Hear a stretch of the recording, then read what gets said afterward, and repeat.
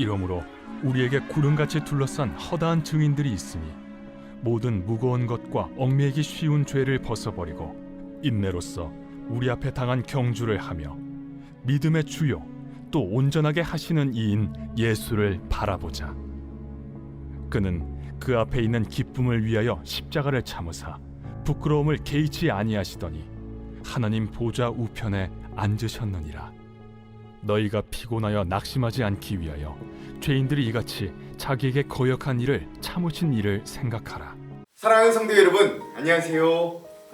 오늘 우리는 새 1회, 즉 21일 동안 예수님의 고난과 부활을 기억하며 주님과 동행하는 연습을 하고 있습니다. 우리 예수님과 함께하는 행복한 우리 영성일기의 사순절을 보내고 있어요. 그래서 우리가 정말 이 시간들을 통해 주님의 손을 붙들고 함께 동행할 수 있는 귀한 시간이 되기를 주님의 이름으로 축원드립니다. 자, 여러분, 어제도 제가 말씀드렸듯이 2페이지에 있는 동행일기 점검 가이드를 좀 보면서 오늘도 내가 예수님과 함께할 마음가짐을 좀 다지고 나의 일상의 삶에서 예수님을 애써 기억해보고 그분과 동행하는 그런 복된 시간이 되기를 먼저 간절히 축원합니다. 오늘은 2일차예요. 오늘 2일차의 주제는 21일간 동행일기는 주님 바라보기라고 하는 주제입니다. 여러분, 제가 어제는 맨 처음 날이라 거의 이렇게 하는 방식대로 다 제가 알려드렸는데 이제부터는 제가 이런 여기에 이제 있는 글이나 이런 구체적인 내용에 대해서 제가 따로 설명을 하진 않겠습니다.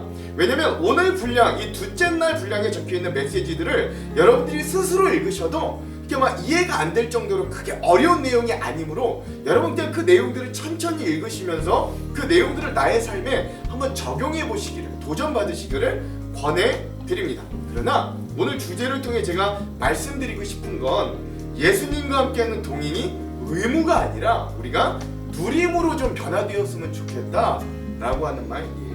여러분, 제가 누누이 말씀드리지만 교회는 즐거운 곳이어야 합니다.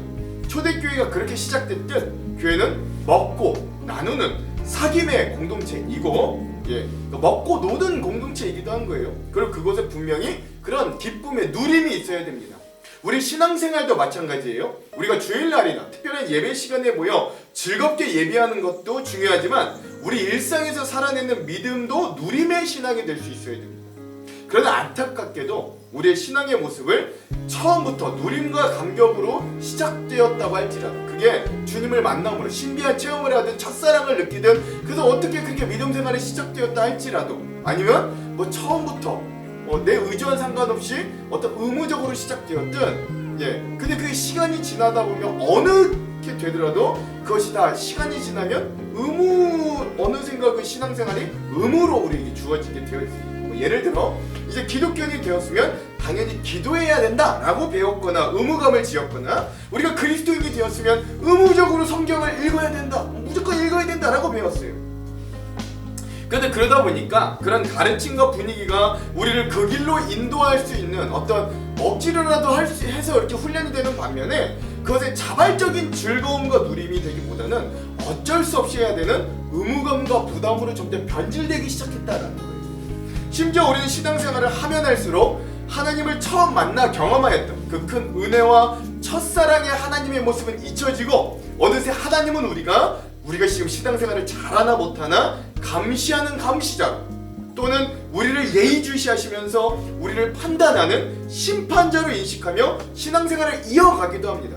그러다 보면 자연스레 일상에서 하나님을 생각하기는 쉽지가 않습니다.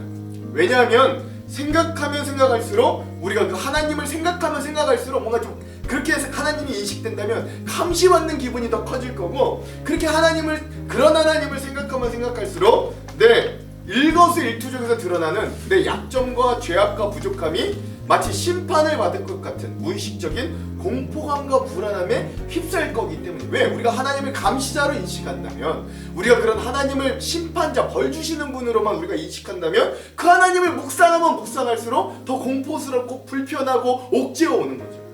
그래서 우리 신앙생활은 구원과 영생의 감격과 기쁨 가운데 하는 게 보통 아니라 지옥 가기 싫어서 어쩔 수 없이 하게 되는 믿음의 동기로 변화되더라. 시간이 가면 우리 이걸 좀 한번 기억해 볼 필요가 있어요. 그러나 우리가 회복해야 하는 하나님의 인식, 즉 예수 그리스도를 우리가 건강하게 바라보는 회복이 정말 우리에게 필요한 거죠. 하나님은 우리를 감시하거나 판단하기 위해 지금 길을 쓰고 계시고 우리의 단점과 죄악과 약점을 막 애써 찾아내시는 분이 아닙니다.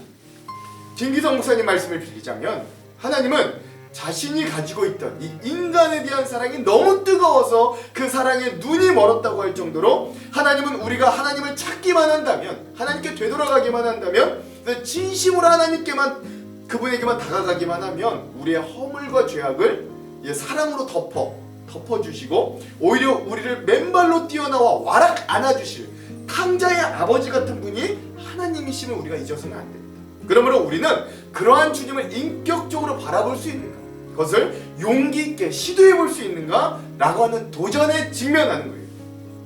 그래서 저는 강권하기를 우리에게 주어진 이 3주간의 시간 동안 우리가 그런 인격적인 주님을 신뢰하고 우리가 용기 있게 다시금 사랑 많으신 그분께로 담대히 한번 나아가 보자는 거예요. 사랑하고 좋아하는 사람이 있으면 자연스럽게 눈길이 가고 누가 하라고 하지 않아도 자연스럽게 연락을 자주 하게 되고 대화를 시도하고 같이 밥 먹고 같이 길을 걷고 같이 무엇인가를 하고 싶어지듯이 이 예수님과의 동행도 그런 누림으로 변화되기를 간절히 소망해 보는 겁니다. 여러분, 부흥사로 유명하셨던 이성복 목사님이라는 분이 계셨대요. 근데 그 목사님은 항상 주님과 함께 동행하는 삶을 꿈꾸신 목사님으로 유명한데 그분에 대한 이런 유명한 예어가 있습니다. 그것은 이 이성복 목사님께서 한 가지 매우 독특한 습관을 가지고 계셨는데 그것은 바로 그분의 오른손을 항상 그분은 주먹을 쥐고 계셨다라고 하는 거예요. 설교를 할 때도 오른손을 주먹 쥐고 계시고 길을 걸어갈 때도 오른손은 여전히 주먹 쥐고 있고 그분의 오른손은 항상 주먹이 쥐어진 상태였다라고 합니다. 보통 그게 신기해서 어떤 사람이 목사님을 향해 목사님은 왜 항상 오른손이 항상 주먹을 쥐고 계십니까? 라고 묻자 목사님이 이렇게 대답하셨다고 해요. 제가 항상 이 오른손을 꽉 쥔 상태로 다니는 것은 이 손을 움켜쥘 때마다 저는 주먹을 다지는 것이 아니라 이 손으로 예수님의 손을 항상 잡고 있다고 생각하기 때문입니다. 아니 난 이렇게 지금 주님의 손을 붙잡고 있는 겁니다 라고 대답을 하십니다. 얼마나 놀라운 고백입니까? 오늘 우리가 이 이성복 목사님과 같이 하지는 못할지라도 우리도 우리의 마음의 손을 항상 주님과 함께 잡고 그렇게 걸어가 보기를 소망해 보는 거죠. 다시 한번 말씀드립니다만 우리가 하는 이 모든 일들과 우리의 신앙생활이 즐거움과 누림임을 우리가 잃어버려서 우리가 이것이 의무감이 어떤 숙제처럼 돼버리면 안 되는 거예요. 주님과 친밀한 교제의 기쁨을 회복해보고 잘 안되면 잘 안되는 대로 자신의 모습을 하나님께 한번 내어보십시오.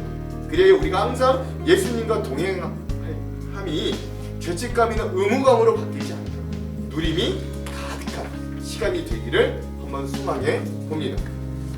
그래서 오늘도 이 즐거움과 누림으로 그 예수님을 바라봅시다. 우리를 위해 이 부끄러움도 개의치 않으시고 자신을 거역했던 죄인인 우리를 참고 구원해 주신 그 주님을 깊이 생각하면서 그 주님과 동행을 누리는 우리 귀한 기쁨과 은혜가 가득한 하루가 되기를 주님의 이름으로 축원드립니다. 오늘 우리가 함께 필사할 말씀을 우리 같이 한번 읽었으면 좋겠어요. 히브리서 12장 1절에서 3절 말씀입니다. 이러므로 우리에게 구름같이 둘러싼 허다한 증언들이 있으니 모든 무거운 것과 얽매이기 쉬운 죄를 벗어버리고 인내로써 우리 앞에 당한 경주를 하며 믿음의 주여 또 온전하게 하시는 이인 예수를 바라보자. 그는 그 앞에 있는 기쁨을 위하여 십자가를 참으사 부끄러움을 개의치 아니하시더니 하나님 보좌 우편에 앉으셨느니라. 너희가 피곤하여 낙심하지 않기 위하여 죄인들이 이같이 자기에게 거역한 일을 참으신 일을 생각하라. 아멘. 오늘도 이 내용과 말씀 그리고 우리의 삶 가운데 문득문득 주님을 떠올리며 동행하는 귀한 하루가 되길 주님의 이름으로 축원드립니다. 기도할게요. 하나님, 오늘 우리가 이 주님과의 동행하는 삶이 의무나 숙제가 되지 않게 하시고 기쁨과 즐거움과 누림의 시간이 되기를 원합니다. 하나님을 진정 사랑하는 마음을 주시고 그리하여 이 시간들이 의무와 숙제가 아니라 그저 훈련만 되는 시간이 아니라 정말 인격적인 주님을 만나 은혜가 넘치고 나의 변화가 느껴지고 나를 감시하시거나 내 죄를 드러내는 하나님이 아니라 오히려 나의 연약함을 덮어주시고 그런 나에게 힘을 주시고 나의 인생의 문제를 해결하여 주시며 나와 동행하실 때 나에게 좋은 것을 주시는 참 좋으신 하나님을 경험하고 누릴 수 있도록 인도하여 주시옵소서. 오늘 주님과 동행하는 우리의 삶에도 그런 은혜가 넘치기를 기대하며 예수님 이름으로 기도합니다. 아멘. 오늘 만나방에 이 묵상의 모습을 공유하고 자신의 감사 제목 또는 가능한 범위 내에서 일기의 내용을 공개하실 분들은 바로 장로님들의 가정입니다. 우리 장로님들 가정들이 본이 되어 주셔서 오늘 좀 먼저 이 만나방에 이 자신들이 했던 모습들을 나눠주시고 묵상하는 모습의 사진들 그리고 뭐 일기는 개인적이면 나누시지 않으셔도 되고 근데 이거 꼭 나누고 싶다 그러면 또 나누시는 거는 막진 않겠습니다. 그리고 그냥 꼭 부탁드리는 건 3가지 감사 제목들은 꼭 좀 나눠주셨으면 좋겠습니다. 이렇게 오늘 장로님들 가정에 본을 또 우리가 한번 나눠주시면 같이 은혜를 좀 나눴으면 좋겠어요. 자, 그리고 오늘 이 영상 이후에 우리 어노인팅 워십에 주와 같이 길 가는 것 함께 찬양을 듣고 영상을 마무리하도록 하겠습니다. 그럼 사랑하는 성도 여러분, 오늘도 예수님과 함께 동행하는 행복한 하루 되세요.